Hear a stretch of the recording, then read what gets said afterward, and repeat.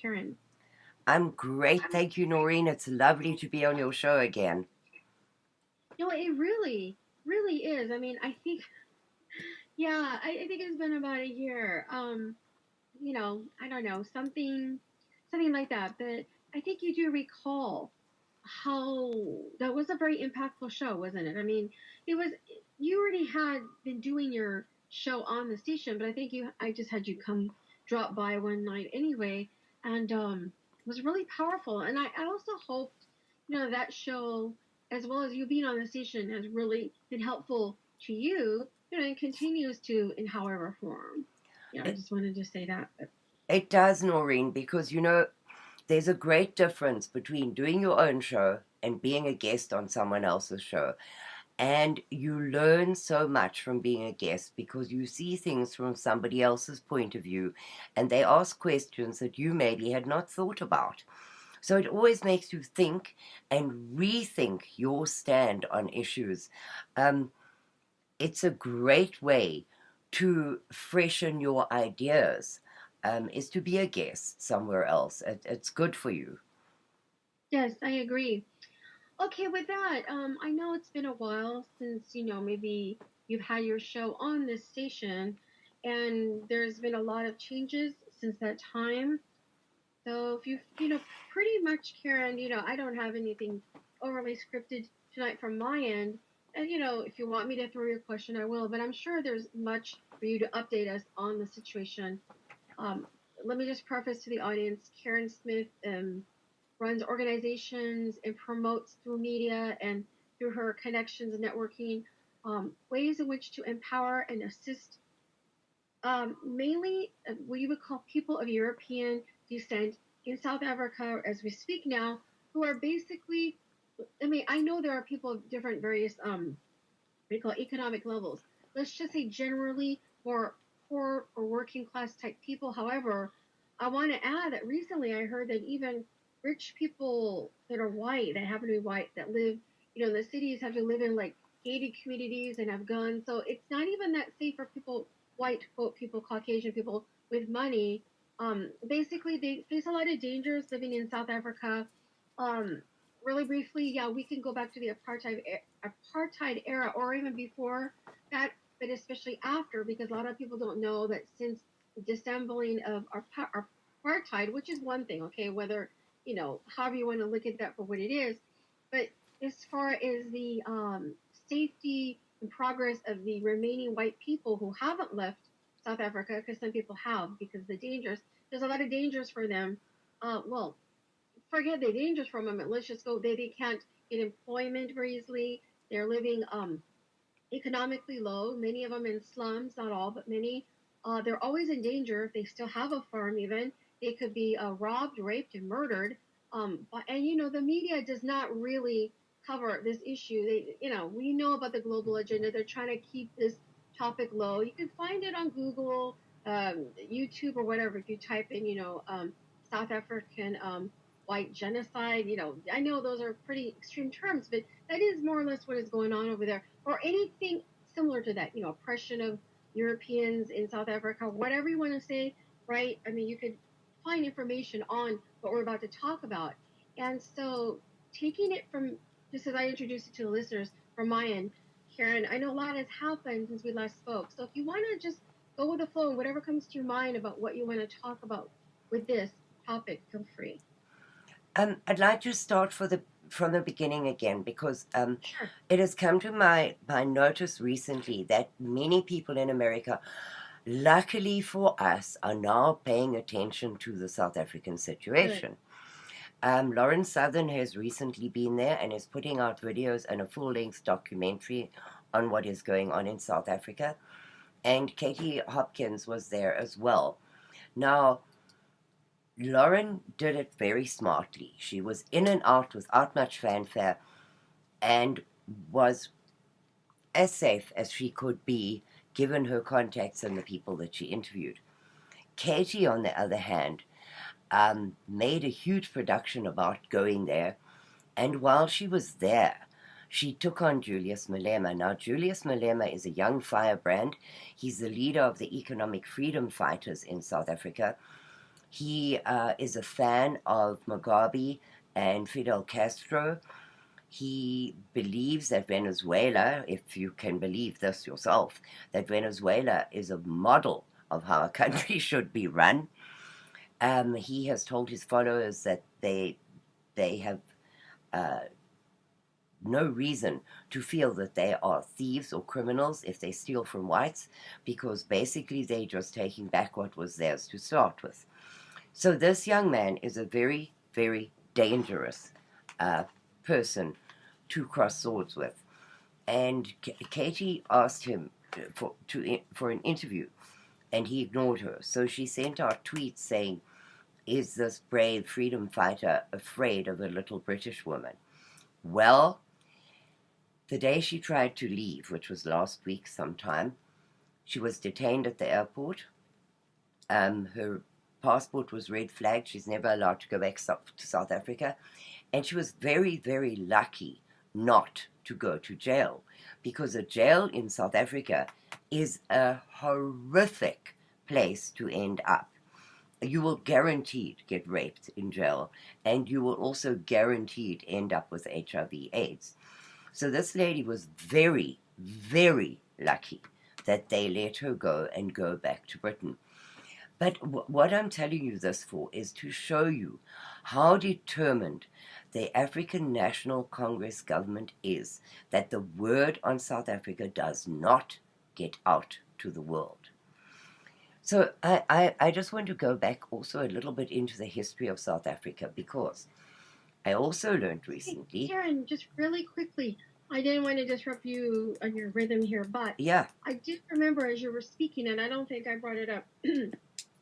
Before you bring up the history, could you please tell the listenership, especially if they're not familiar with this topic, they might be wondering who's doing the quote, not hiring of, robbing, raping, and killing of the poor or working class, whatever, whites, because people might be asking, is it blacks? Is it the government? Is it the Chinese? I mean, I know it's yes, no, a I lot of understand that.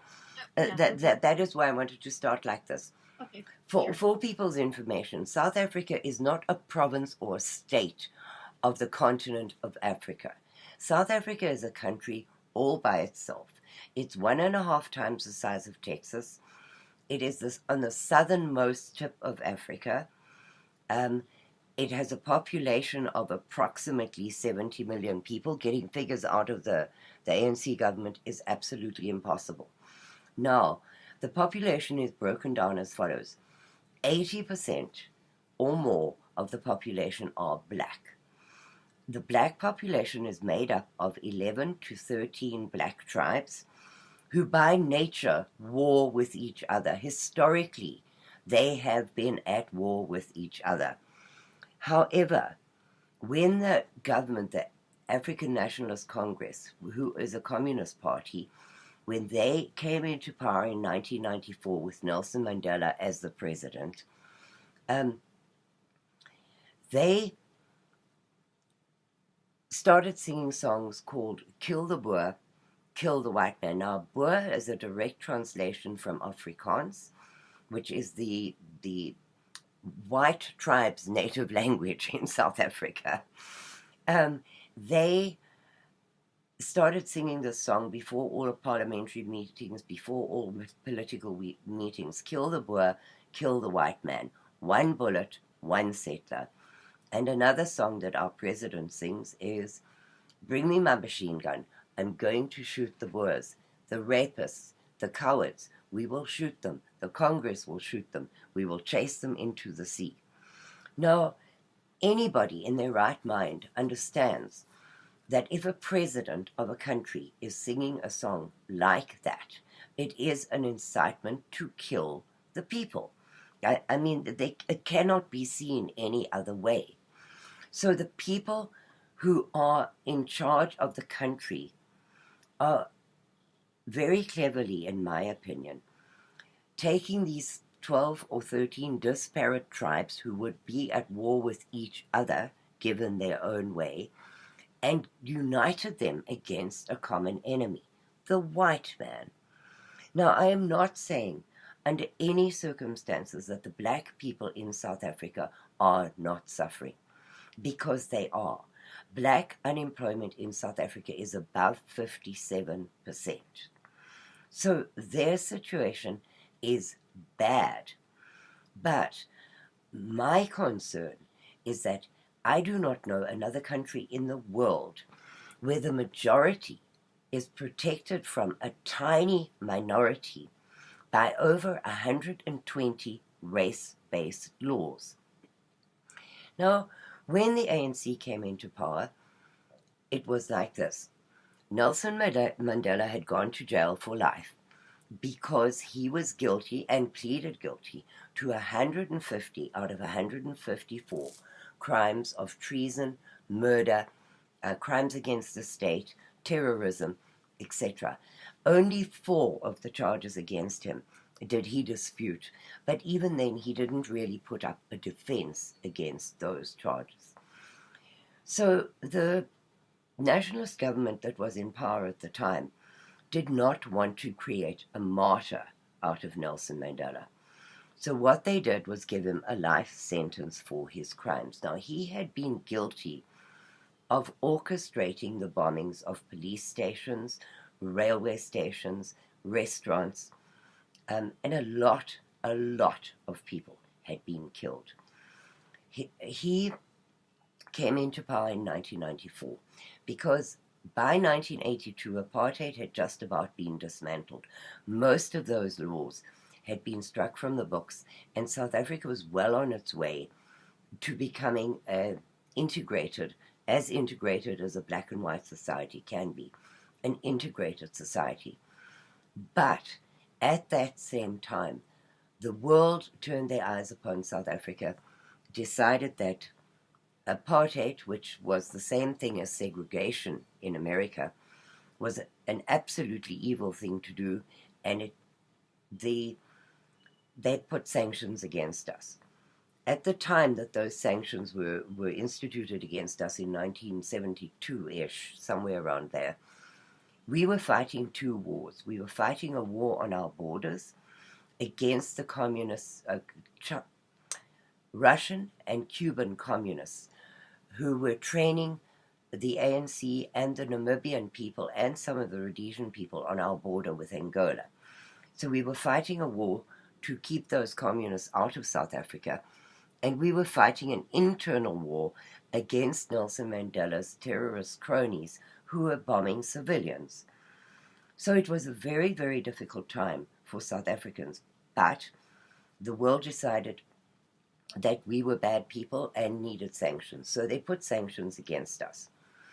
And we battled because although South Africans are very creative people, very hard-working people, we have a saying, a boer maak 'n plan, which is a farmer makes a plan. And we made a plan. And we made the country work even with the sanctions. The one thing we did not have is petrol, gas for our cars. Now, you can't fight 2 wars and have an army and an enormous police force without petrol for their vehicles. So those sanctions really, really hurt us because at the same time, Rhodesia was fighting a civil war, and we were helping them because they're a landlocked nation, and they had sanctions against them as well. So South Africa was helping them in their battle for independence of the black people. So we were having a very, very hard time. In 1992, the Nationalist Party came to the people with a referendum, and the question we were asked was, should we continue to negotiate with the ANC towards a peaceful settlement and power-sharing government? Well, there has never been such a huge turnout for a vote in the history of South Africa, except maybe the one in 1994 when Nelson Mandela was voted president. And it was an overwhelming 85% vote. Yes, we should continue the discussions with the ANC about power sharing and a peaceful settlement. Well, 2 years later, 1994, Nelson Mandela was voted in. No more talk of power sharing, no more talk of a peaceful settlement. Immediately, the white people were disarmed because we had to register our firearms under the Nationalist Party. So when the ANC came into power, they had the gun registration records. They knew where you lived. They knew how many firearms you had. And their thing was, people with a surname starting with A have so many months to hand in their firearms at the local police station. But you can apply for a firearm license under the new government, and when you get it, you'll go to that police station and get your firearm back. So South Africans, being very law-abiding citizens, which they really are, they are incredibly law-abiding people, dutifully handed over their firearms as they were told to do. Some people in South Africa have been waiting 25 years, because that was 25 years ago that the ANC took over. They are still waiting for their firearm license. And those firearms have been disappeared from their lockup in the police stations, sold to criminals. You can even rent a firearm today from a police station in South Africa for about $5 a day. And you can't tell me that a policeman really thinks that if somebody's going to rent a firearm for a day for some lawful purpose.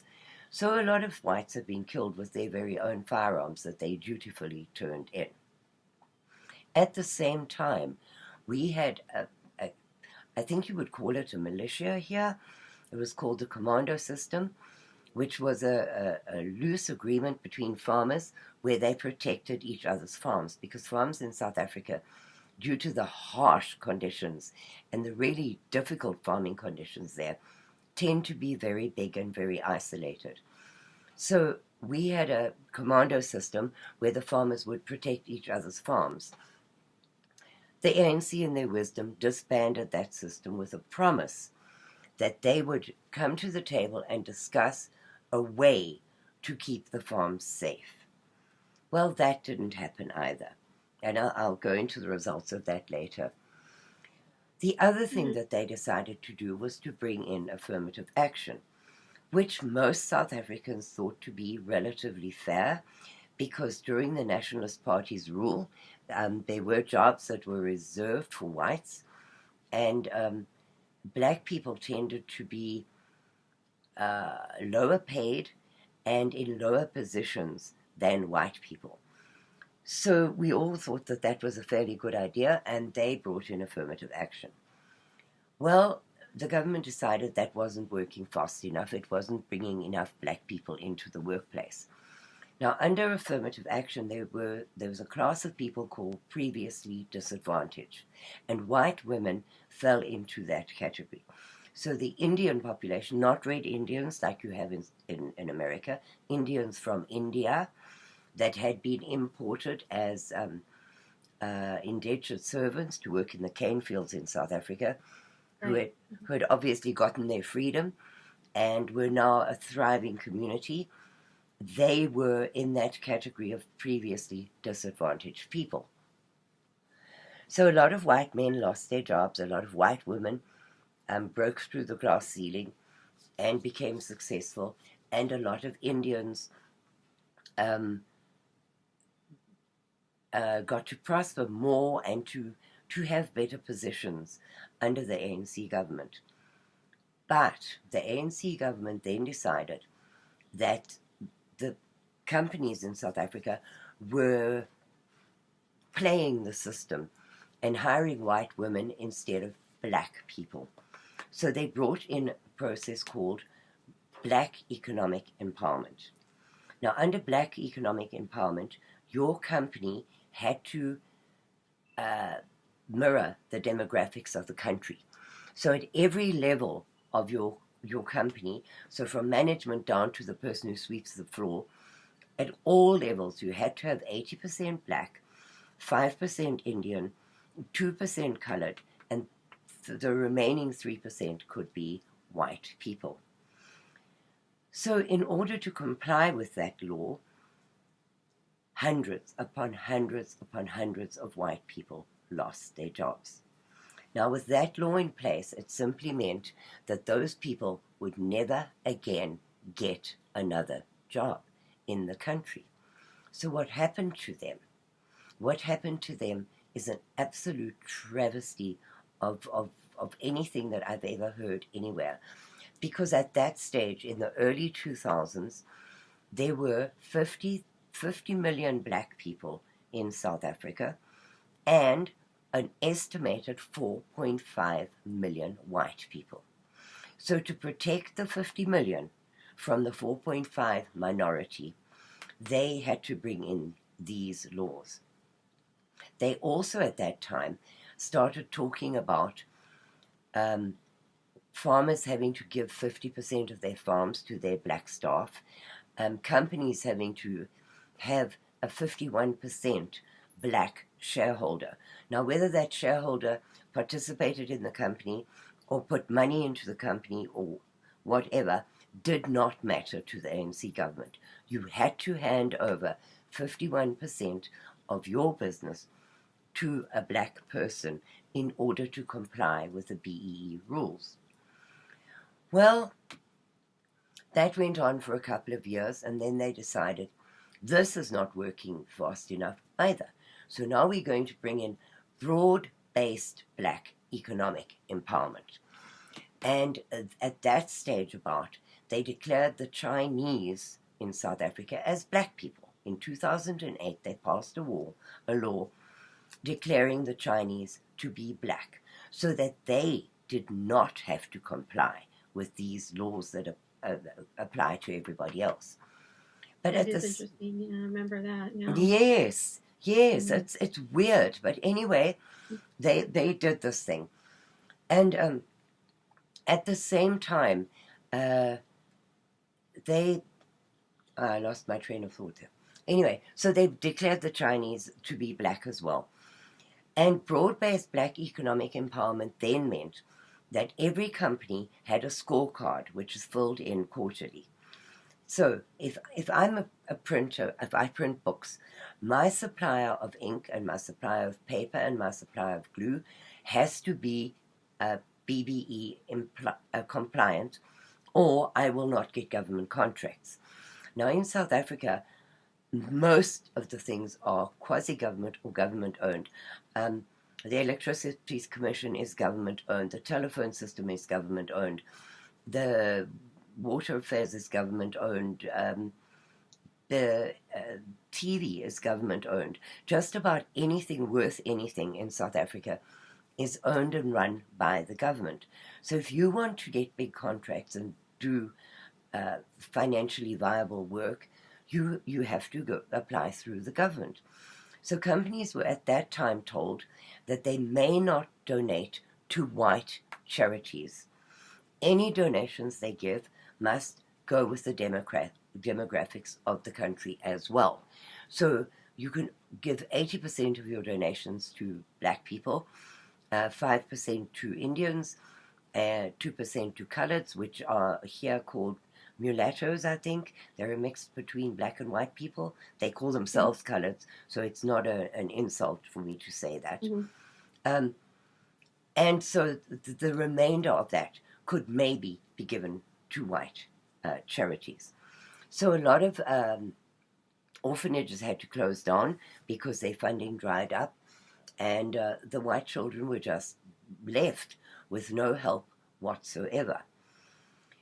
So given that the people who had run the country for the previous 100 or so years had now been out of a job, and black people who were not qualified in any way to do the work were now holding down these well-paid positions, the country started falling apart.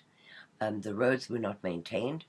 The electricity supply, well, they went through 2 years where they had what is called rolling blackouts, where the Electricity Supply Commission would just turn off an area without any warning, and your electricity could be off for 3 days at a time. Now, how do you run a business in those circumstances where your electricity just goes off? Your freezers are off, your lights are off. I mean, the theft in the stores was horrific.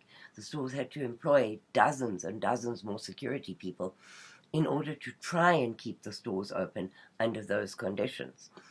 So that was the beginning of the end of the country, because that happened because they had not maintained the power stations.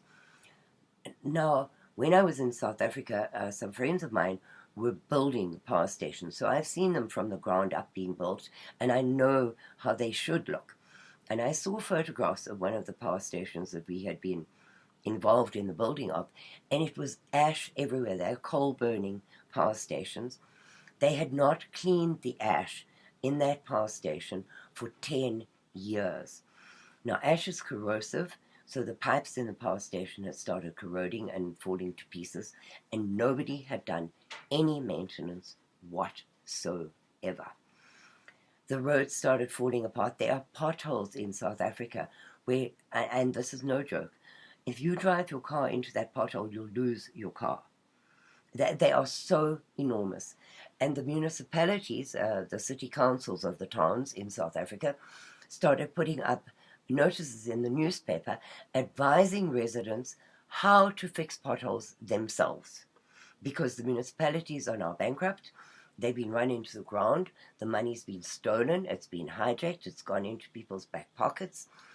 And so now it's up to the populace to pay the taxes to fill in the potholes. Everything in the country fell apart. At the same time, our taxes went up, our electricity charges went up 50% in 1 year, which they're about to do again this year, because once more, Eskom is broke. And then we discovered that our government, so we've passed from Nelson Mandela now to Thabo Mbeki, who was ousted by President Zuma, who is our, till today, I'll get to that, I've just read the most amazing article. However, he took the reins in the country, but he was in the intelligence arm of the armed wing of the ANC, and him and his cronies put him into power, ousted Thabo Mbeki, who was a highly educated man, and put President Zuma in his place. Now, President Zuma had never been to school. He learned to read and write from a junior school dropout. He was a goat herd for his father, but he had climbed through the ranks of the ANC in their terrorist wing, their armed forces. And so he had powerful friends. If you hear him today, there are a lot of videos on the internet, on YouTube, where you can hear this man trying to read numbers off of a piece of paper. It's 11, 70, and 5. No, listen properly, South Africa. It was, listen properly. It was 11, how, man? You know, and there are dozens of them out there, of this uneducated man taking over this country that was the breadbasket, the powerhouse of sub-Saharan Africa, and running it into the ground. So the reports came out that this man had spent 200 and something million pounds on building a compound for himself. And the opposition parties tried to take him to court, but it didn't work because everything that they tried got squashed by him. When he was voted in as president, there were more than 800 criminal charges of fraud, theft, even rape against this man. And he became president, and all 800 charges were swept under the carpet. Wow. Yes. Talk about corruption at the highest level. Mm-hmm. My goodness. Noreen, it is unbelievable what has happened to that country. But there is good news about that. I promise you I will get to it. Well, of course, yeah. It's important to the listeners to know the history and the progression of, you know, what's been going on, because this is very vital. So thank you. Yes. Well, you know, people tend to say, Noreen, and I do not mean this badly, but people tend to say that it's karma. We killed thousands of blacks during apartheid, and we deserve what we're getting now.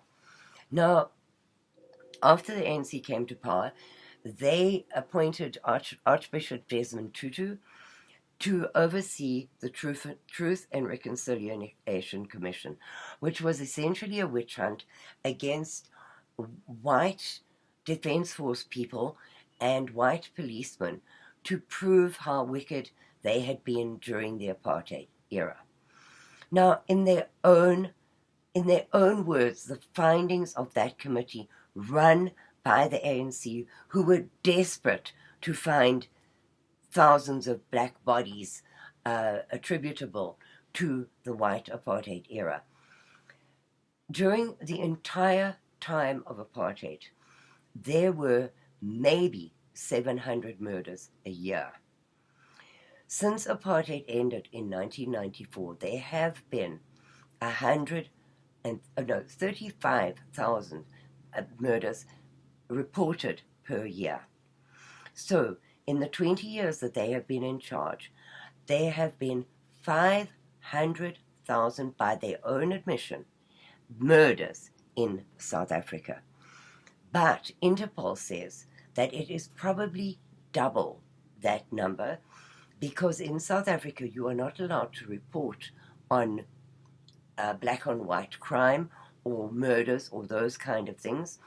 And if somebody is murdered, the death certificate will be issued by the government saying they died of natural causes. So there's absolutely no way to tell which figure is correct. So, the figures that I'm giving you are numbers that we think are correct, but we can't know for sure.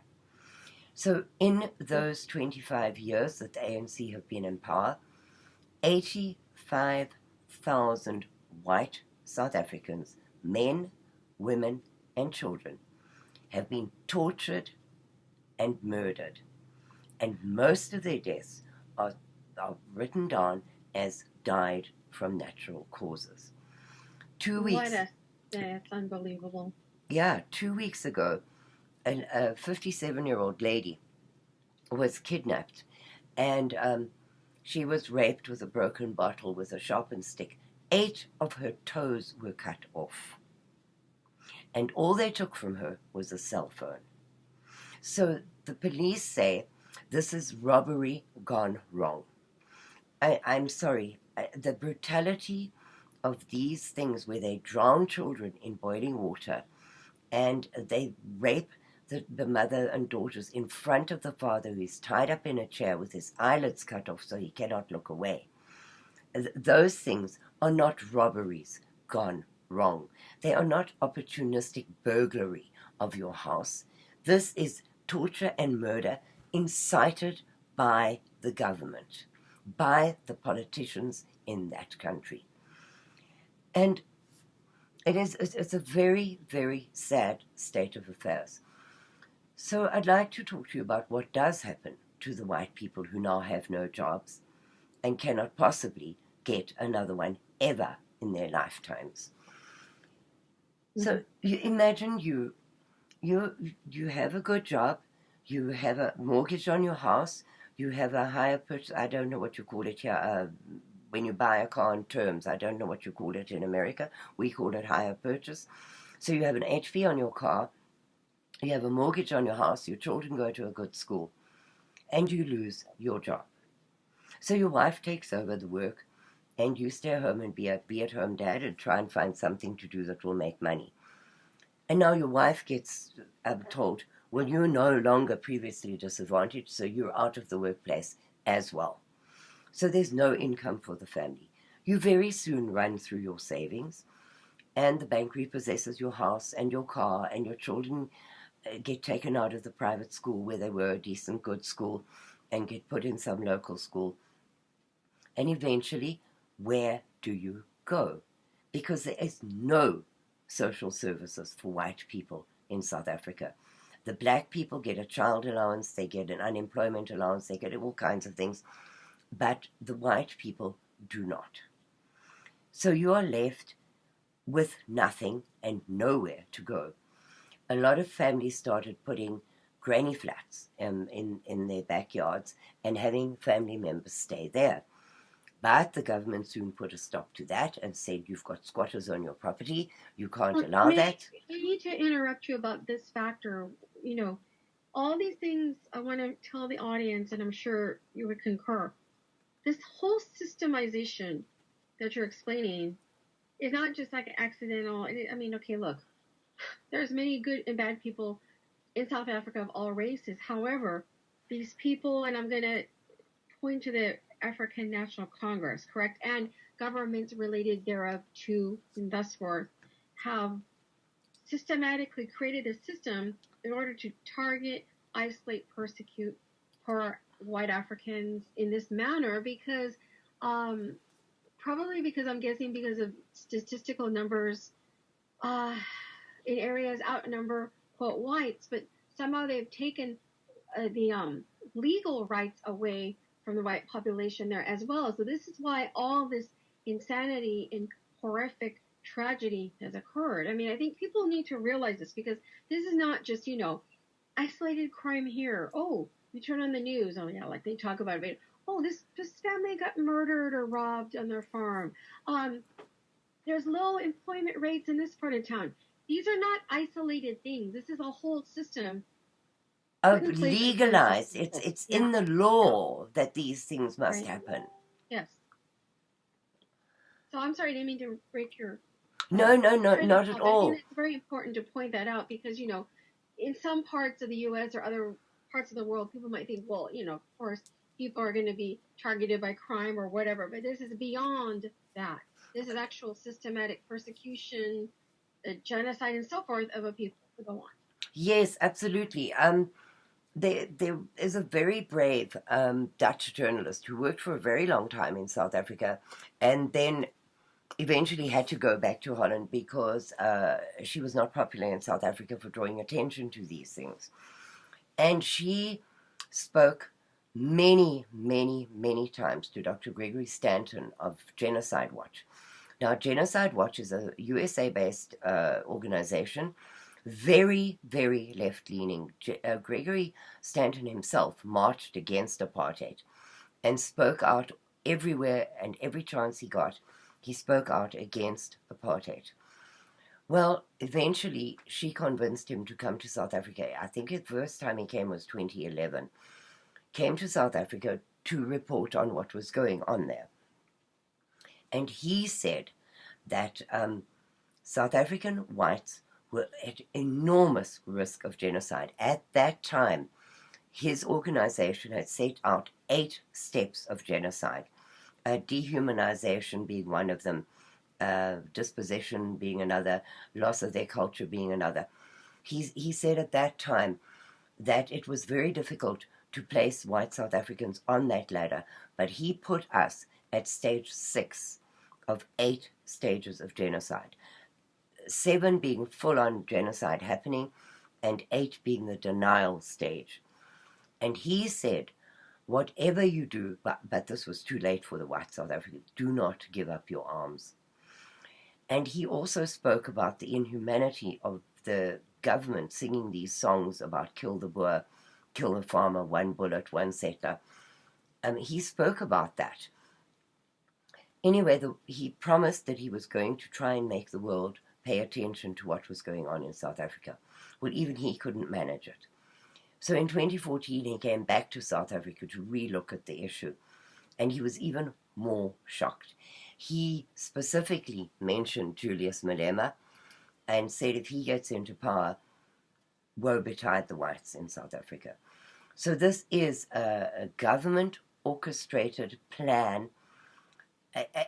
We have some papers of before they came into power, a meeting that they had. And at that meeting, the ANC said that the easiest way to harm a white South African is through his job, his property, and his children. And we are going to take all those things away from him, and he will flee the country. The only problem with that is we cannot flee the country. 1 million white people have left, and I think that is just about as many as can either get visas or can afford to leave, because we cannot immigrate to any other country. They will not give us refugee status because the UN or Amnesty International have to declare you refugees. And if you look at any of their reports on South Africa, they talk about the xenophobic attacks, black on black attacks, but they do not go anywhere near the white farm murders and the urban murders and the persecution of the white people in South Africa. So as far as they are concerned, the Rainbow Nation is a beautiful place to live. Everything's perfect there since 1994. We can now close that chapter, stop looking at South Africa, and move on with our lives.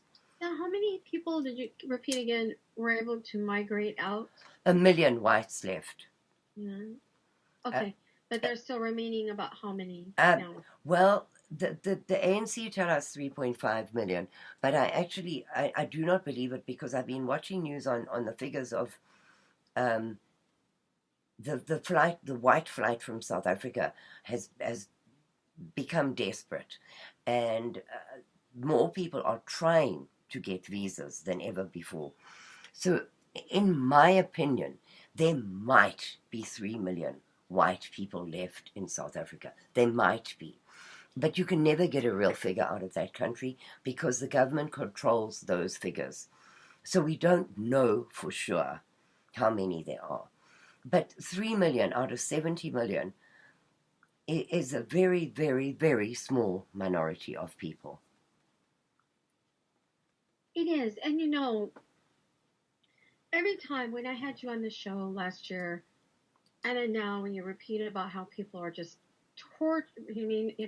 imagine that kind of torture, and then they have to endure this, and they finally die. And the scary thing is the tragedy of that, but then also the people that are there right now, it can happen to any of them at different times or places, and they don't know. Just imagine living every day when you wake up, you're thinking, well, is this the last day of my life or my family's life? They don't know. It's that bad. I mean, it is. It is. It is that bad, because we were very much like America. We didn't even have fences around our houses. A lot of people didn't lock their doors. They kept their windows open at night because it's an extremely hot country. They didn't lock their doors when they went to the store, etc.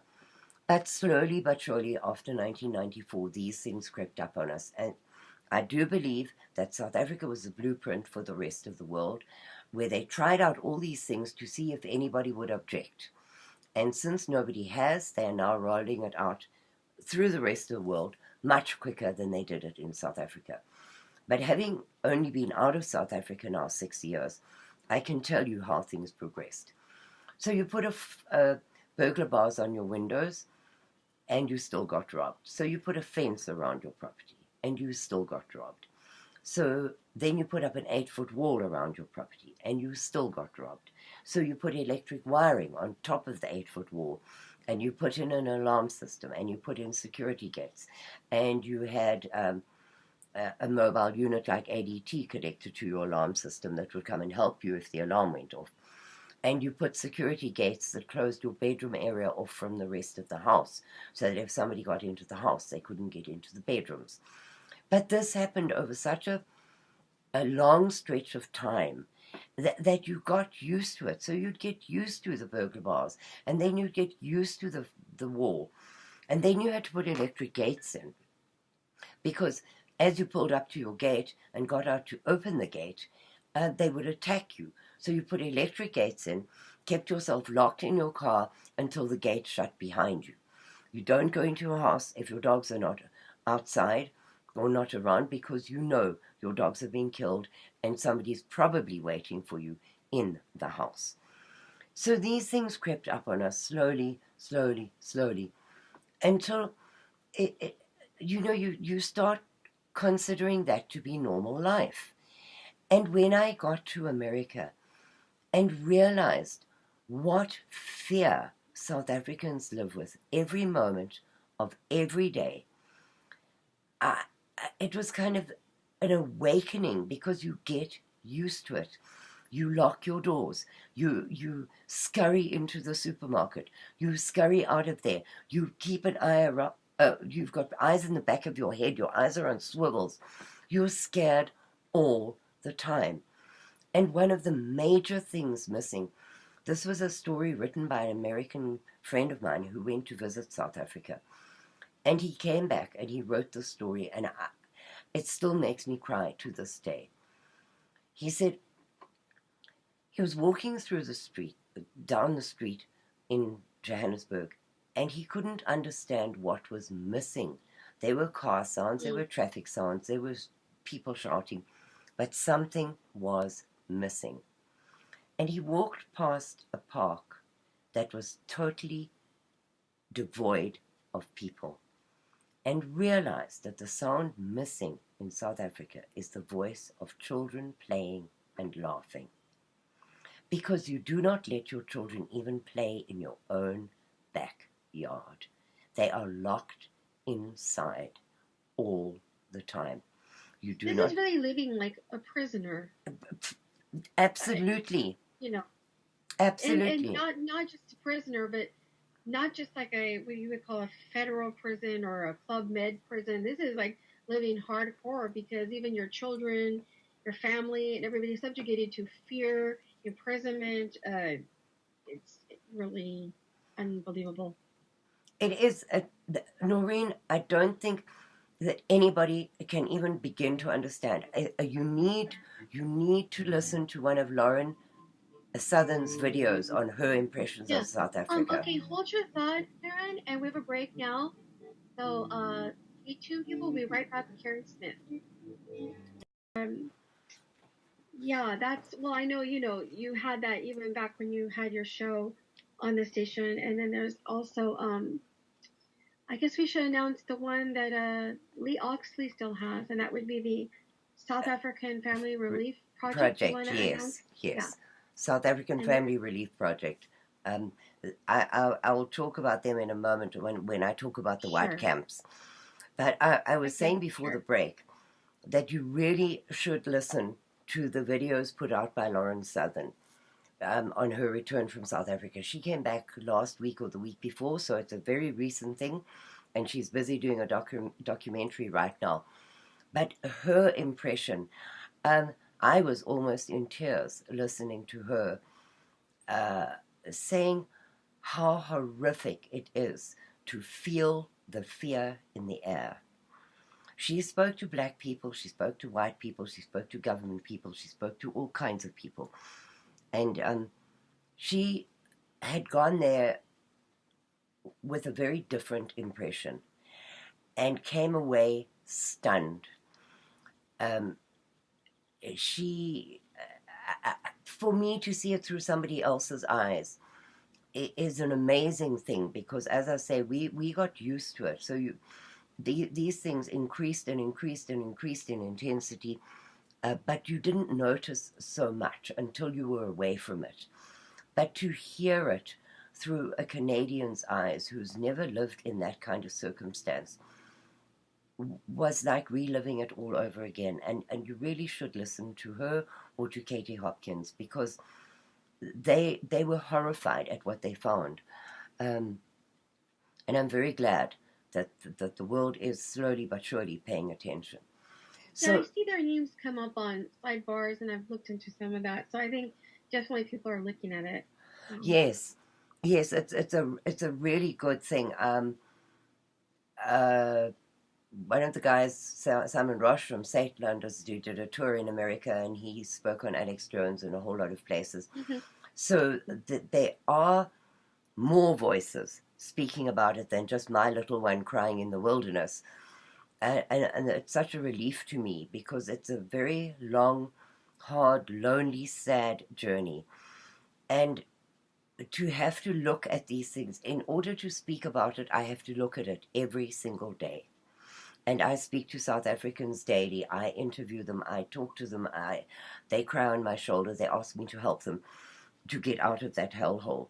Um, and so it takes a huge toll on you, on you spiritually, emotionally. It is a very difficult road to walk. So for me, it's kind of a relief to have other people talking about it as well and not feeling that I'm fighting this silence of the worldwide media, fighting it on my own. Um, there have always been people like Sunette Bridges, Steve Hoffmeyer, Charles Granger from the UK. There have always been other people speaking out, but there wasn't long-running radio show, etc., like I was trying to do, and it was taking an enormous toll on me. So I'm very, very grateful to the people who've listened, who've spread the word, who've spoken to other people, who've written letters to their congressman. I am so grateful um, to see that Wow. people are beginning to pay attention. Hmm. So, Yeah. Statistically, I mean, I don't know if you or anybody, in your network or that has been following and tracking statistically how many more people are either paying attention to the information itself through media and or donating and or involving themselves. So since last year, um, have you noticed, what your estimate has been, of course, an increase, and how much approximately, and what do you think of the numbers increasing? the numbers have increased exponentially. I can't even begin to tell you, but at the same time, since December, we have not had one donation to South African Family Relief Fund. Really? Not one at Now, all. I don't mean to interrupt you, but is it because of that situation with accounts, or I know there's that involvement, but Yes, is it yeah, about that or this, or they're separate or conjoined issues, or however? I think that the problem is that every country has got so many problems of their own. Um, Europe is being overrun by invaders, all young Yes. military age invaders. They are trying to do the same thing in America. Um, President Trump gave great hope to the people, but it doesn't seem that he's going to be able to fulfill his promises due to Hmm. the quagmire in Washington. And I don't want to speak badly about my adopted country because I am really privileged to be here. Sure. And it is 500% better than the country that I come from. So Hmm. I never want to speak badly about this country that has treated me so well and given Hmm. me the opportunity to be a voice for the South African people that were Right. voiceless. So I'm very grateful to be here and very, very proud to be an American citizen. But um,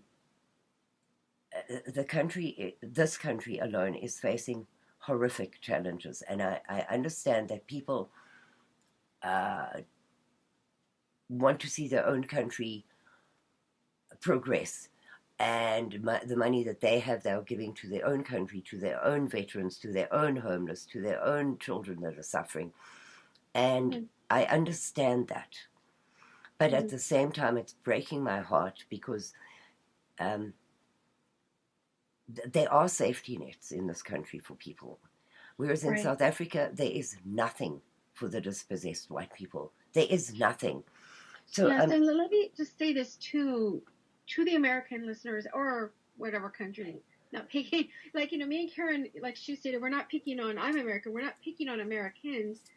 Really, if you don't mind me reiterating, I think what you're saying is the world government, including America, has its own problems, creating, we're a divided country anyway. We don't have to get into that, but the governments are creating issues and problems and divisions and all kinds of stuff within our own country, plus internationally, and this is across the globe, with many other governments. Well, so it's not just about picking on one government. However, really, what she's saying, and I want to say this in my own words as an American, is that, yeah, of course we have to take care of ourselves here, because in my opinion, and I think, Karen, you might understand this, is that America is still one of the, quote, last, if you want to call it free, I know that's controversial, bastions of, free living, so forth, mm-hmm, at the moment. And this is not stating that it's going to remain this way.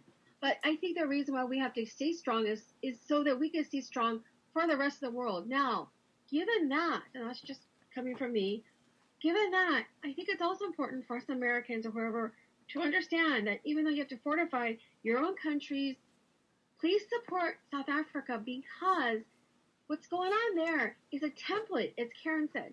This is a total template for genocide for many groups in this world, whites especially, but maybe even others. This template that she talks about is an experiment that's happening right now. It's an experiment happening to these people in that region of the world that is we've had other things happen, like in all the other world wars, so forth, and communism, where in gulags, where and did all kinds of things to people. But this is another example of this in that part of the world right now that we have to make sure doesn't get out of hand, because that will happen. I hate to say it, and Karin knows this too. She's going to probably talk about it. This will happen in other parts of the world. It can happen here, as she stated earlier. So this is a very broad thing to say, but we got to take care of all the areas where we see massive experimentation on a big level of genocide, especially. We can look at Tibet, South Africa, Europe with the migrant invasion, where they're trying to literally do this in a way where it's not like taking a gun and necessarily robbing or shooting and killing, but in a sense they are in a myriad of ways. We don't need to go into that here. We know this, but or hope so. But it's going to happen here in the United States too, maybe a little bit slower. Okay, but it doesn't mean what's happening in South Africa can happen here or anywhere. I just want to say that. But anyway, go ahead. Yeah, absolutely. I don't want to go into the worldwide black-white problem and whatever, because Sure. that is not my area of expertise, although I have to watch it. But so yes, it's very sad that there are no donations coming in whatsoever for these people. I was speaking to Lee this evening, and she says they're literally starving, and she is beside herself, because let me explain who Lee is and let me explain what she does so that your audience understands. Lee Oxley-Dupree is a South African lady who was a hairdresser. She's married to Marius, who was a welder, and they both lost their jobs, and they were living in their car. And some kind people helped them with food, and they discovered one day that they had an excess, so they went to look for other people who needed help. And to her shock and horror, she started to discover how many white people were living in their cars, on the streets, under tarpaulins, in the bush, which is a death sentence in South Africa. If you are exposed, you are going to be murdered. So when they got some, what is called in South Africa, piecework, temporary jobs, she and her husband started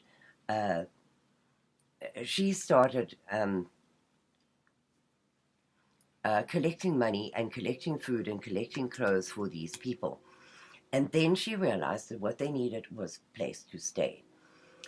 So she got together volunteers. Now, this whole organization, South African Family Relief Project, is volunteer-based. They do not take any money for themselves. The only money that comes out of donations that they use is for petrol for their vehicles. Which is one of the rare... yes, it is very rare. For a charity, I'm not saying they're all bad, but some take... Yeah, they take enormous salaries. Yeah, the story that almost breaks my heart is that one Christmas, about 3 years ago, Lee had given a Christmas party for two of these camps on the Natal South Coast, and came home. The electricity had been switched off because they couldn't afford it. So she and her husband's, their Christmas dinner was a tin of tuna and half a loaf of bread sitting by candlelight on the floor. And because they refuse to take as much as a packet of sugar out of donations for themselves, because she says she is the one who has to choose who eats today and who doesn't. She is the one who has to look into the children's eyes and say, the food is finished today, I have no food for you. And she can't do it if she has a full belly and is, that I'm fine, so everybody else must be, that kind of attitude. It has never been Lee's attitude. Karin, one of the tragic things, too, about this is all this stuff is not reported at all by mainstream media for a reason, because the mainstream media, as people on alternative media knows, is actually in on the system of genocide. They really are. The more they are complicit, absolutely. They're part of the evil. Yes. They want to make themselves look like, oh, we're the good people telling you we're trying to help you. No, they're cashing in and contributing to the evil by being silent, being told to be silent, getting paid to be silent, and they are part of the system of genocide. Yes, absolutely. Absolutely. And they were part of the problem that turned South Africa over to a communist government and turned that once flourishing country into a, a begging bowl. The United States, I read this morning, and I'm on fire with anger from this. Despite all these things that are happening in South Africa, the United States is giving $308 million to South Africa for aid. Mm-hmm. Now, they know as well as we know that that money is never going to get where it is needed. And it's meant for the blacks, but it's never going to get to the blacks who need that money. It is going to go straight into the politicians' pockets, and it's crazy that given this situation that your Congress know about, they are still giving that amount of money to South Africa every year, your taxpayers' money. So, to go back to Lee, as things got better for her, she started this organization called South African Family Relief Project. And I'm going to tell you a very sad story. Noreen, you've probably heard it before, but it is such an indicator of what the government thinks of white people in South Africa. She was looking for white camps. We call them informal settlements because in South Africa, a squatter camp is actually a government-designated place. It is a squatter camp. There are dozens of black ones, and as of last count, we think 480 white ones with 1 million plus people in them. Over 350,000 children are in those camps. But these are not government designated. As far as I know, there are only 2 government designated white squatter camps in South Africa, so that they have got plausible deniability. They can say it's not happening because there are only 2 camps. But the informal settlements are the ones that they are not looking at. So a bunch of white people had gotten together at an abandoned caravan park, which had ablution blocks, showers, toilets, some electricity, and they had formed a settlement there. They'd been there for about 10 years. They had vegetable gardens growing, and they had a small cottage industry going, and they were doing as well as could be expected under those circumstances. Well, when the government discovered this, they decided that those people must get off that land because the government needs it for some unspecified purpose, and the people must go within 24 hours. So Sunep Bridges took them to court, and the court case carried on for a couple of years, but eventually the government won. These people must go. In the meantime, the government had shot themselves in the foot because they had passed a law saying that if, say for instance, you're on vacation and some squatters move into your house while you're on vacation, if they've been there more than 24 hours, you cannot evict them. You have to go through a very long, expensive court process in order to evict them from your home. So you come back from vacation, they're in your house, you can't get them out, you've got nowhere to live, they've taken over your home and all your possessions, bad luck you're having. So the government passed a law saying that if you did manage to evict them, you had to supply them with an alternate place to live. So they had to apply that same law to themselves when they emptied out Coronation Park. So what they did was they told these 300 families that they could go and live at Muncieville, which was a recently closed garbage dump, which had not been compacted or reformed in any way, grass planted, nothing like that. It had just been closed. And on top of this garbage dump, they put up corrugated iron houses, which were 4 walls, a roof, and a door, no windows, and no floors, because they were told you cannot have permanent structures there, because at any moment we may move you on. So these corrugated iron houses were perched on top of this filthy garbage heap, and there were 3 water supply points for these 300 people. And no toilets, and no showers, and no electricity, no nothing. Now, Wow. these elderly people and children, sick elderly people and children, were moved into this place. So you had old people sleeping on a mattress on top of this mulch. And the first night they were there was the most horrific storm. And the Oh rain no. poured through the roofs, and these people were hip deep, literally hip deep, in garbage. Now, syringes, Oh, tins, broken bottles, oh my goodness. medical waste, all the other things they were in.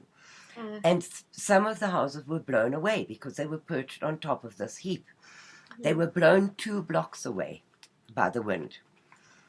So Lee got to hear about this and went in and fought the local council to put floors in on these houses, and she was refused. And she asked to build a retaining wall to stop the water rushing through the houses when it rained, and she was refused. And she asked if she could put up a building for a schoolroom for these children, because in South Africa, you pay school fees, you don't have a school bus like you have here, so you have to get your own transport to school. You don't get lunches or breakfasts at school, you bring your own. You pay for your books, you pay for the schooling, you wear a uniform, which you also have to pay for. So if people don't know where they're going to put their head that night, much less what they're going to feed their children, they certainly can't afford to get them to school every day. So these children are not being educated. An entire generation of children, it's now going on to 2 generations Mm. because it's 25 years, are not being educated.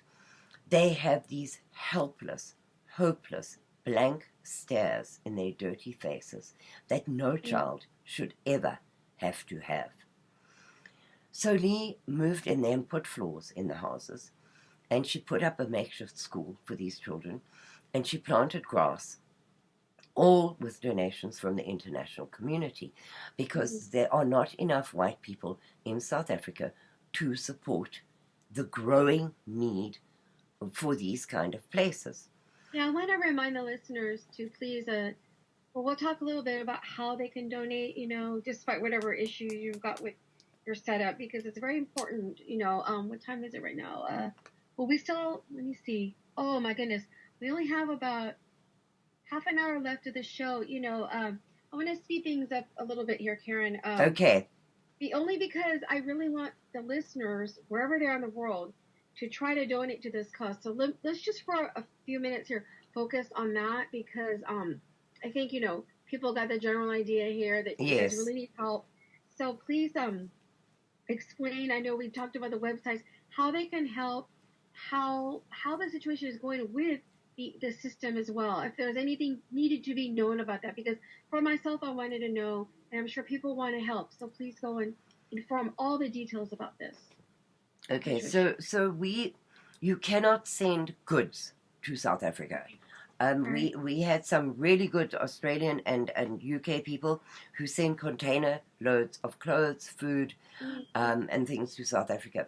What the South African government does is they don't let you see what's in the container and they slap their tax on it. So they tax the one container 70,000 Rand, which of course the charity cannot pay. And they take the goods away. They confiscate the goods. So sending goods to South Africa is impossible. Mailing things to South Africa is beyond impossible because the post office is always on strike or being burnt down or your mail is stolen. It is impossible. So the only solution is to give them some money. Now, with the exchange rate as it is today, it's 13 Rand to the dollar. So $5 goes a very long way in South Africa. So never ever think that, well, I can only afford $2. It's not going to help. It is going to help. Um, okay, so South African Family Relief had a PayPal and a bank account, which the ANC recently froze. So they had a lot of money in the PayPal, which they've not been able to get and will not be able to get for another 6 months because their account is frozen because they do not cater for 80% black people. And until they can prove that they're Hmm. doing that, they cannot get money. So we So have, basically, what you're saying is that way in which, because I remember some of us did that last year, whatever you talked about it, that way to donate through that her the site, the South Her African website, family yes. is not. She can't access it.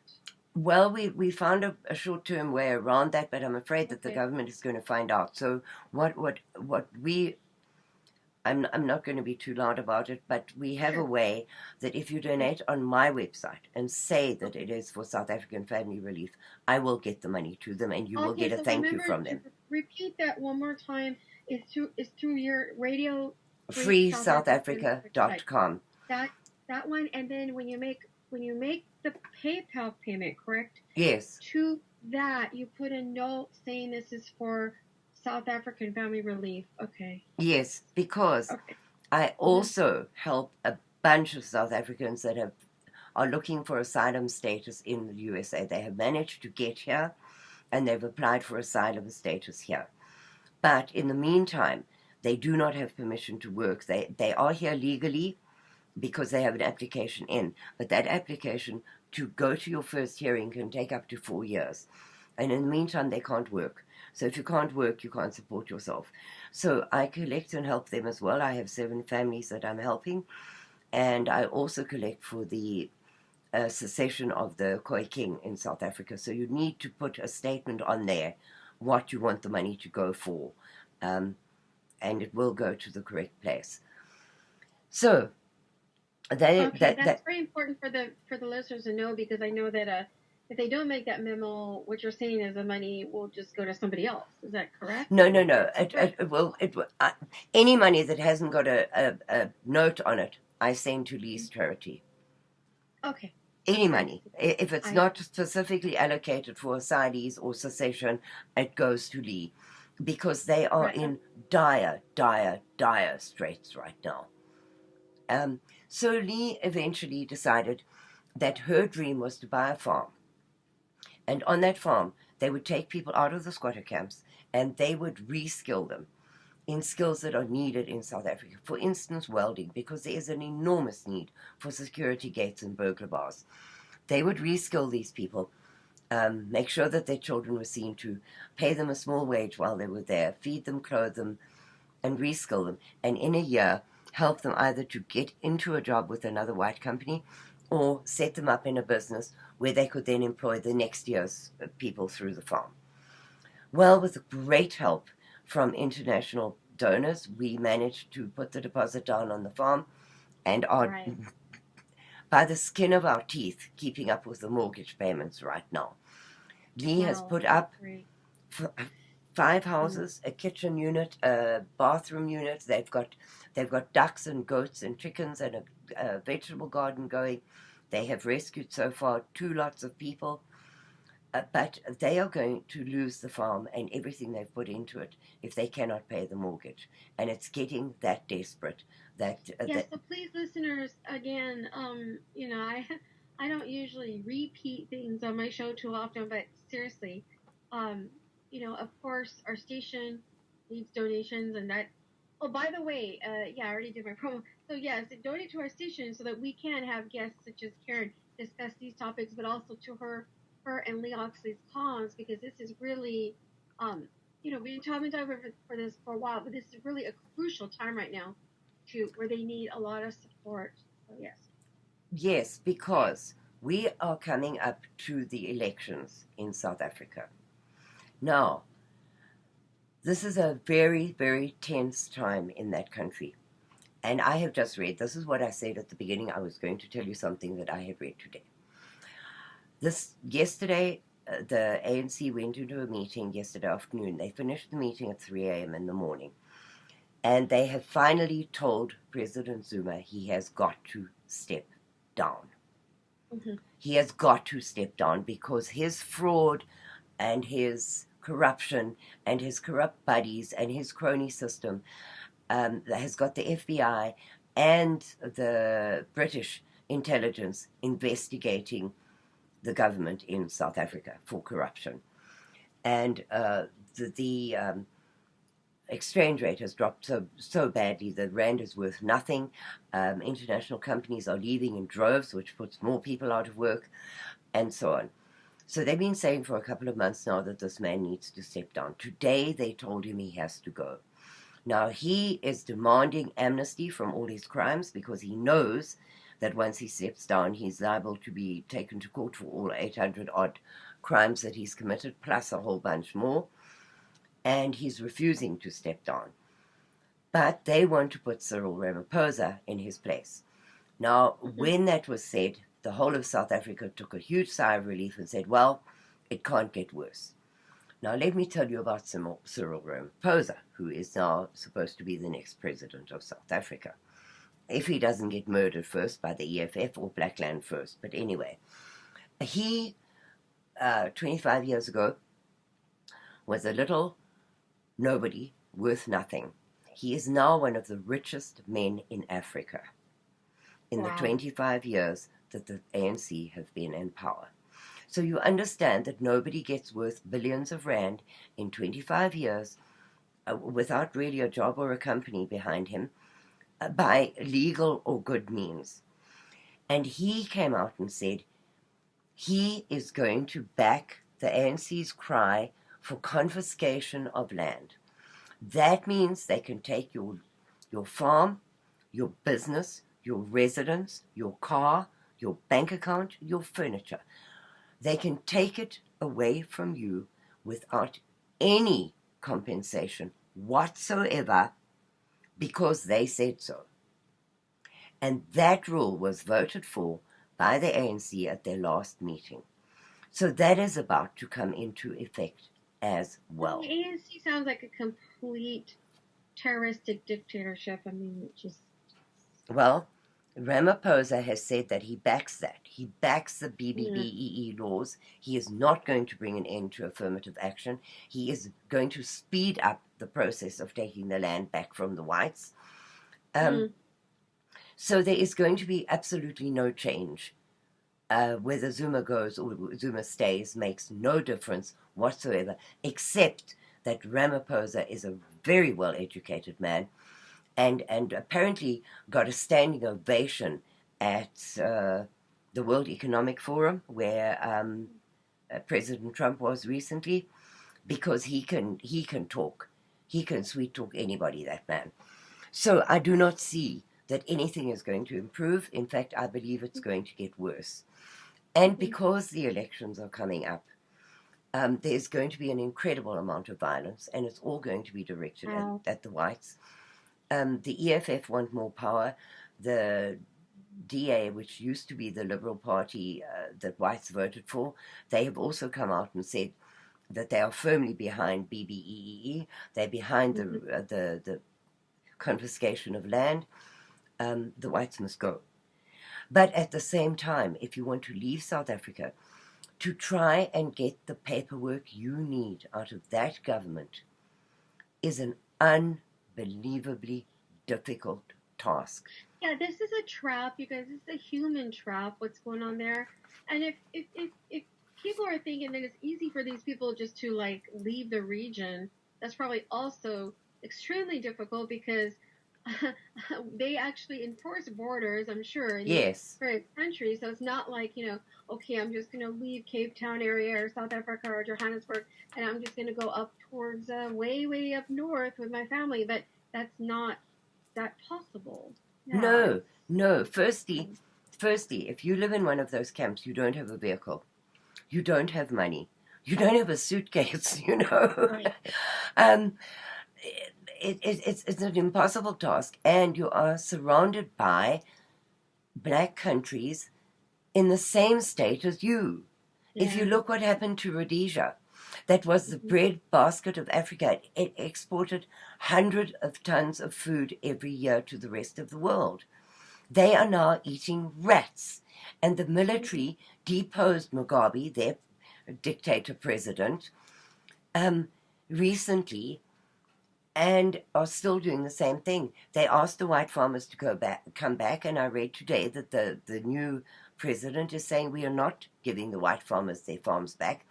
They can come on a 99-year leasehold and teach the blacks how to farm, but they are not getting their farms back. I want to say this too to the listeners, that if any of you out there think that, well, this is just white colonizers that were British, Dutch, or whatnot, who oppressed, colonized South Africa. Therefore, they deserve to be friggin' like killed and raped, murdered, and killed. Yeah, sure. Forget it. I'm not interested because they deserve it. Think again about what's really happening in this world. History is not necessarily all what you think. I mean, okay, maybe some white people that colonized South Africa, oppressed or hurt some black people. I don't know. I mean, but that's not even, to be honest with you, the scope of what's going on right now is a very targeted thing because I don't believe that the early white colonizers of that area, from what you told me and what from my researched myself, that they how can I say that they had their issues, but this is not a perfect world. So of course there was maybe some injustices, but I don't think that they came down there just to like rape, murder, rob, rape, and murder any black person in their way and just say, hey, okay, this is the way it is. You guys are all dead, and here we are. But yeah, they did make something out of a land that was not. It was somewhat sparsely populated, from what I read, in terms of black populations, and they came in and okay, so they established areas. But to say that this is a karmic justice, this happened to millions of people that are being threatened right now to be robbed, raped, and murdered in this manner is an eye for an eye. It is not. Okay, you do your research, people. It's not. I just have to say this because you do know, and I know you've heard it a million times, where people think, "Oh, this is just a karmic justice." It's not. This is injustice. No, it is totally. I had a piece here that I would. There is time. I would love to read this to you. It came from a German book written in 1988. So it's referencing 1988, which was the apartheid era, and they're telling facts about South Africa, and the Germans didn't really like South Africans too much either. So you must understand that this was a guy who did not have an axe to grind. Right. He says in 1972, South African blacks owned 360,000 vehicles. The monthly income of blacks per capita in 1988 was $352 rand per month. But in Malawi and Mozambique, which are surrounding black countries, it was 20 rand a month. Black people could undergo a complicated heart valve surgery for just more than $1, while black Americans had to pay $15,000. In a Pretoria hospital, between 2,000 and 3,000 of these surgeries were done per year, a black hospital built by white people for the black population that we were so supposedly treating so badly. In 1970, black workers earned 1,751 million, or 25.5% of the total wage fees in South Africa. And at that time, we were treating them badly and not letting them work. During the apartheid years, the black population grew, and apartheid only lasted about 48 years. The black population of South Africa grew 920%. Now, if we were killing them by their thousands and treating them as badly as the world would have you think, why did the population grow so much? And not to mention, again, this bears repeating, the white population they never, I don't, look, whether they did some of this in the past, probably not on this scale, if at all, to this great degree, but currently in the last half century, they have not, persecuted blacks in the same manner as the ANC and the black bandits and so forth are persecuting poor whites. No. There's no equivalent. This is what I'm saying. No, there is absolutely no equivalent. Noreen, the things that people have been taught about South Africa are wrong. Because in 1652, when Jan van Riebeeck landed at Cape Town, he was not there to colonize. He was there to build a way station for passing ships of the Dutch East India Company. But the only people in the Cape at that time were the Khoisan, the Bushmen. And they were little nomadic groups that moved in family groups. There were no black people. It was 150 years after Jan van Riebeeck landed at the Cape that the Khoisan and the whites first came in contact with African black people. So the story that the blacks are being fed today, the whites stole your land and you need to steal it back from them. They need to give it back to you or you must take it by force. That story is totally, totally a fabrication. But Wow. the rest of the world, not only black South Africans, but the rest of the world believe that fable as well. So my job is 50 times harder because Yes. I have to teach the whole history Oh of yeah. South Africa before I can Yes. explain why we That's are true. where we're at today. I have a question from somebody that kind of segues into what you're saying. Well, obviously, the person asked if you felt that the Illuminati was behind this. I think we already kind of covered that earlier about New World Order agenda. So yes, I'm going to answer that for you. But uh, specifically, she was asking about Christians being targeted, but also in relation to that, because Africa has a lot of ancient religious systems, not only Christian and Jewish, but tribal. Do you feel, Karen, maybe there's something to do with religion or symbolisms of ritual murder, Oh ritual yes, things? yes, Okay, Noreen. all right, yeah. All right, so about 3 months ago, Mm-hmm. a black man went into a police station carrying a white, not a white, carrying an arm in his hand. And he put the arm down on the policeman's counter and he said, "You have to help us. We are tired of eating human meat." Wow, So the wow, police went to his village, and the village of about 300 people had been eating human beings for the last 20 years. There was a pot on the fire that had human ears in it. Now, Now, this is, let me. I missed. Maybe I missed something. I hope the listeners heard it. This man was black or white he was a or black man. yeah. Okay, right. Tribal. Okay, or Yes, something. so Yeah. you're talking about tribalism. Yeah. Okay. Okay, so the witch doctor has extreme power in South Africa. They are called sangomas.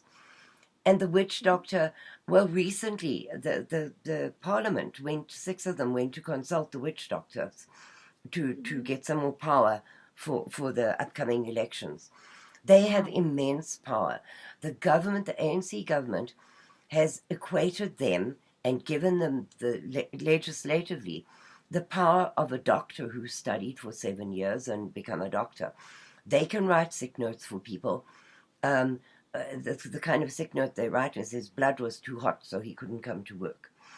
Now, what they do is that they have told the black population that the cure for HIV/AIDS is sex with a virgin, which now equates to a white baby.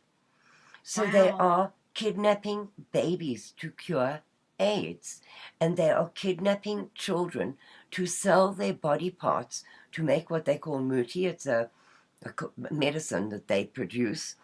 See, I gotta say this. This is not what Karen's talking about right now, you guys, is not insanity. This is happening globally too, by the way. The abduction of children, Yes, using them for ritual purposes, whether it be sexual, blood, organs. And what she's specifying here is also reality in this region of Africa and relating to this whole situation. But go ahead now. yes. So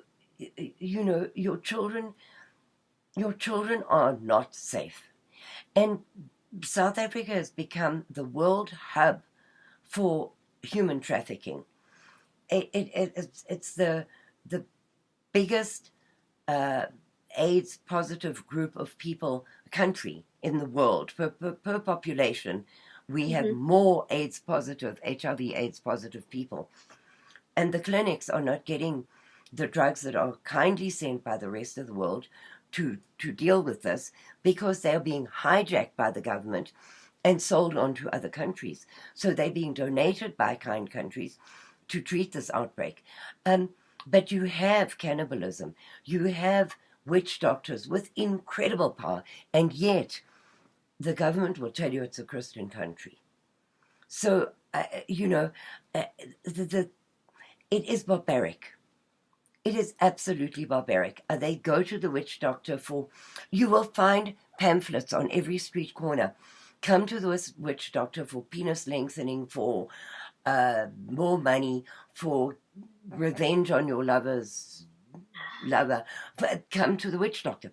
They get put on your cars in the malls. If your car is parked there, you'll This is find why there's no, like, what do you call it? Consciousness of like, well, we screw over our own people for these reasons and results, and you get the governments that have a slightly different attitude, but it's like, well, yeah, well, hey, we'll use whoever, and white people will just wipe them out and use our own population for better or worse, or it's just all like a crazy, insane situation on all levels.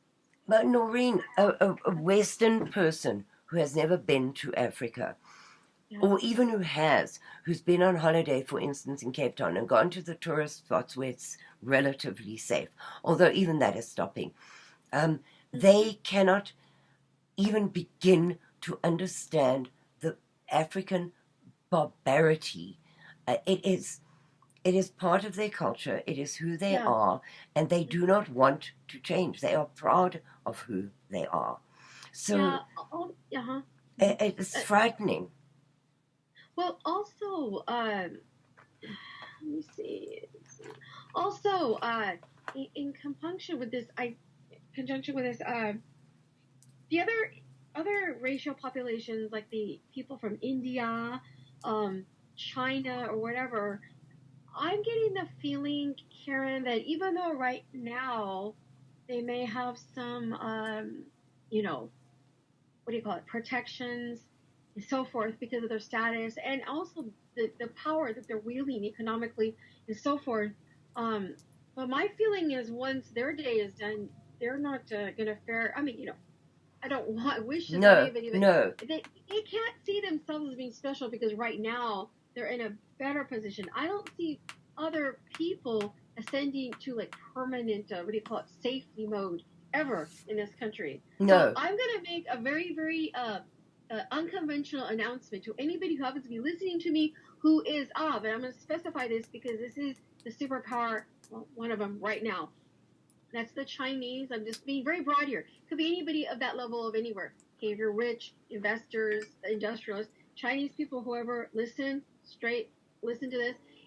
If you're in South Africa right now and you're doing well, maybe collect what you can and plan on eventually leaving. And I would even suggest do not even immigrate to there for any long term because you think that just because you're not quote white that this can't happen to you. I disagree. I think that it can. It looks like it can happen to anybody. So if anybody who's not white and thinking about going there to investing or is there right now, really plan on not going there, not living there, and or have a plan to leave while you can. That's all I have to say. Well, Noreen, Because the most scary thing is that for some time now, they have been discussing putting up nuclear power stations. mm, So there is huge argument. I don't know who's telling the truth and who's lying, but part of the government says they've signed a deal with the Russians to build 6 nuclear power stations, and the other part of the government is denying it explicitly. So I don't know. Who knows what is true? But we do know that they met with Putin's people. They met with the energy people from Russia. Um, as part of the reason that is being stated for Zuma not wanting to step down, because he has mm, promised Putin that these will be built there. So, but that is all rumor. I cannot substantiate it. You can read it up on it for yourself. There are two well, what do very you think the different sides. Russians have to gain? What do the Russians have to gain They in this situation? ah did they or did they Okay. not buy 20% of America's uranium? hmm Yes, they hmm did. They also hmm bought a Zuma-controlled uranium mine in South Africa. Yeah. So Russian, Chinese, whoever, be careful what you're doing there. And yeah, this has all become an economic, political game. And It's a yeah. huge mess, Noreen. And the longer I look at it, the worse it gets because there is just so many facets of this story. I mean, can you imagine 6 nuclear power stations in the hands of these people? It No. is a recipe for disaster for the entire world. And yet, nobody is paying attention. Well, we are paying attention to the nut job in North Korea, which is one thing, but there's a lot of craziness here that's not being looked at either. Yeah, Noreen, I don't know. I can tear my hair out um, at the number of things that are happening in South Africa that I can't even touch on. Yeah, I could sit here another 2 hours and still not have even touched on half of right. the problem. And Well, you're it's gonna a have to come back again. It's been, way too long since you've been here, and I want you to come back a little bit more regularly if you can, because this is not something that they realize there's always new people listening that don't know about this, right? You know that, and it's just something that can't be talked about enough. So no, yeah, it can't, Noreen, it can't, because the situation there is so volatile right now. They're talking. That there was a tape put out also by Katie Hopkins, I think, one of the Blackland First people, saying, one of their top leaders, saying that the only solution to this is civil war. We have to take the land from the whites by force. Now, more whites have been killed in that country in the last 25 years than you have lost soldiers in your war zones in that same period mm-hmm. of time. Wow, And so it is a war zone in a peaceful country with only one target, white people. And it is, I know if that makes me a racist because I'm talking about the problems no, inflicted on the whites it's by the true. government, then I will take that label gratefully, because I can tell you that the blacks are suffering as well. I've told you about their unemployment rate. I can tell you about the fact that they're not getting educated, that they leave high school, they can't read or write or do simple arithmetic. I can tell you all of those things. But for me, they are the majority. They are protected. They are the ones doing this to the Mm-hmm. tiny minority. And somebody has to step Mm-hmm. in and protect those people. Yes, And I wouldn't because care what it color doesn't they matter. were. It's irrelevant that, oh well, just because whites were colonizers, I was saying earlier, oh yeah, well therefore this is fine. No, it's not. It is not okay. No, because I asked this question, Noreen. Were my family colonizers? No, we were Mm-hmm. not. We were born in South Africa, Right. fourth generation South Africans. Did we have slaves, or did we badly treat the black people? We did not. Mm-hmm. So Mm-hmm. why must I pay for the sins of my forefathers?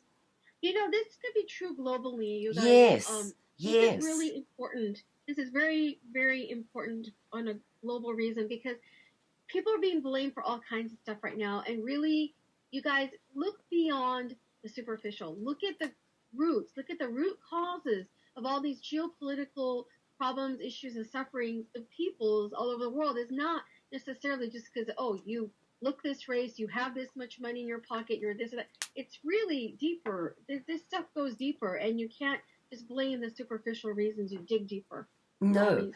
And I would advise your listeners, if you have a strong stomach and if you have any doubts about what I've told you tonight, Google farm murders in South Yes, Africa very and important. look at the pictures. Yes, I have. You will be sick Yeah. at what Yes. these people are suffering before maybe they die. Maybe they're lucky enough to die. Because I have interviewed survivors, and I Mm. tell you something, the suicide rate amongst Oh, white men in South Africa who have had home invasions is huge, because sure. they cannot live with themselves that they did Yes. not defend their families, and that being their Yeah. main task in life. So go and have a look and see for I will. yourself the horrible things they are doing to these people. And ask yourself, does anybody deserve that? Does a baby deserve to be boiled alive? Does a baby deserve to be wrapped in newspaper and put in the microwave? No, they do So this not. is. Oh yeah. Not to sound morbid. Anybody who doubts me, I don't care. I'm gonna send them these videos, Karen. This is just the kind of person I am. I'm fed up. I will do it. I have no, reservation about doing it because people want to doubt it that much. Look for themselves, and if they think that's just fake, I don't know what to say because it isn't. No, I don't know what to say either, Noreen, because nobody deserves that. Nobody, no matter what you have done. If you're a murderer, a serial murderer in this country, you get a trial, you go to jail, Right. you have appeals. These people do not have that. They find them waiting in their house when they come home from work, and they're held there for 3 or 4 days and tortured to death. Nobody deserves that, no matter what their forefathers did. Yep, and the mainstream news doesn't. Well, you know what? Guess what? If there is a karmic hell or purgatory or whatever to be paid, these news outlets, I'm sorry to say, will pay the price. Yes, because this blood is on their hands. Yes, it really is. Just as much as the perpetrators, you know that? If you think about it. Yes, because crazy. you are condoning it. By keeping quiet, you are condoning it. And that is why I am so outspoken. Through ill health, through... Oh, yes, you have your own health issues. Yeah, we have got... I'm being told that there's music playing. Okay. Yes, so I know we can't hear it on my end, but thank you, my friends, for telling me so.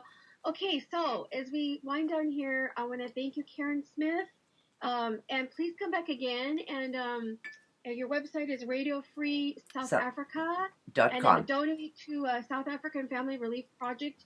I'll put those in the chat room again, and come back again. This is Noreen Helpan at Wild at Heart. Come back again, Karin. Okay? Thank you so much, Noreen. Thank you very much. Bye-bye.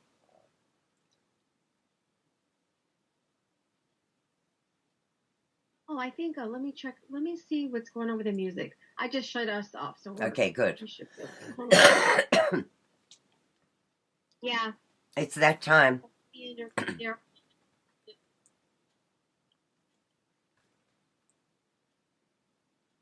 Yes, the music kind of, Well, thank you so much, Noreen. Checking this.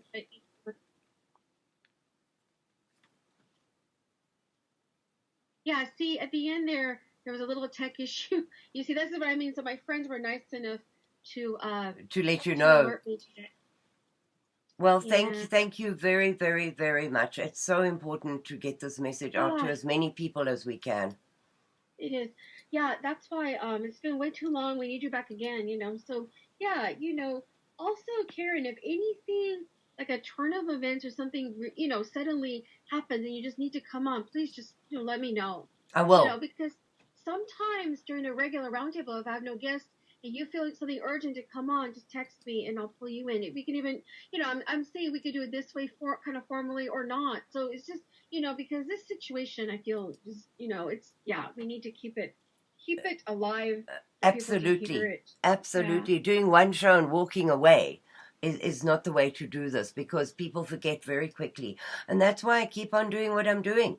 I'm disabled and I'm kind of housebound, but I've got to do it, because if I don't, who will? Yeah. There are not a bunch of people lining up to take on this horrible task. And it is horrible. Yeah, yeah, that's why, I know there was, last year when I donated to the South African, that was Lee's website, then you sent an email about the nation thing, and I sent it to that too, and somebody told me there was something wrong with that PayPal, but I think that should be okay, right? I mean, everything went well with that. Yes. Yeah, okay. Wow. Yeah. How is that situation coming along with some kind of partition? I can't really talk about it, but we're hoping to go to the United Nations next month. Got it. So I won't bring that up then. Because I can't say anything right now, because the government will step in and stop whatever we're doing. Right. So, but we're... What's the progress between me and you? What's the progress on that situation? If they get to the United Nations next month, it's done and dusted. So I will be in any day now sending out a letter asking, please fund me to go there. Once I have their dates, I have to go. You know what? Please, before, if you need any help with promoting something like that, let me know so that I can have you on to talk about that too if you want. Okay, great. If you have a need, just you know how to reach me. Just reach me and we'll get you going with that too, okay? We were the only people who live streamed it. We were the only people who talked about it. We put up the website for them. We've done the media for them. So it would be an absolute crying shame if I couldn't be there when they finally get recognition. Okay, let me know, whenever you can ahead of time. Even let me know when you'd like to come on my show again to discuss that and what, if you need support with that, Would you like to have the King on? Who? The King. Sure. I'll do anything you want. Okay, I will speak to him, put you in touch with him, and arrange that because he can discuss it, and he's a wonderful man. And What when is his people name? hear him, What is his they name? will I'm have sorry. no more doubt about it. What is his name again? I'm sorry. His name is King Cornelius. Oh, Cornelius. Yeah, Okay. King Kubaha Calvin Cornelius III, and his wife is Queen Jenny, and they are lovely people. Oh, please, yeah. So I would have them and you on at the same time. That would be helpful. Okay. To navigate. Yeah, because I'm not as familiar with them, so that way you can help me navigate, a little bit Great, about it. Yeah, great. that would be great. I'll Yeah, I speak would to. need their Skype and contact and all that. But yeah, I'll do anything. Okay, great, Noreen. Thank you very much. I'll speak to the Queen in the morning, Yes. and put her in touch with you. Well, yes, and please take care of yourself and Lee too, and I will talk to you again soon. Okay. Karen? Thank you again, Noreen, and have a wonderful evening. You too. And here's my cell phone if you need. I'm gonna put it in here. You can always. I think I may have yours, but whatever. 7838. That's my cell. Feel free to contact that too. Oh, Anytime, great. Okay? Okay, and this is me. 806440737. That's me. Great. Thank you so much, Karen. It's been an honor. I'll talk to you soon. Thanks, And Noreen. the archive of this, I'll drop into your Skype in a day or two. Okay, great. Would you mind very much if in a month or so I put it up on YouTube? Yes, that's fine. Please do. Okay, I will. I will. Yes, Thank you I'll very do that. much, Thank you. Noreen. And please take care of yourself too, okay? I will. I promise I will. Okay. All right. Bye, Karen. Thank you so much. Good night. Good night. Bye.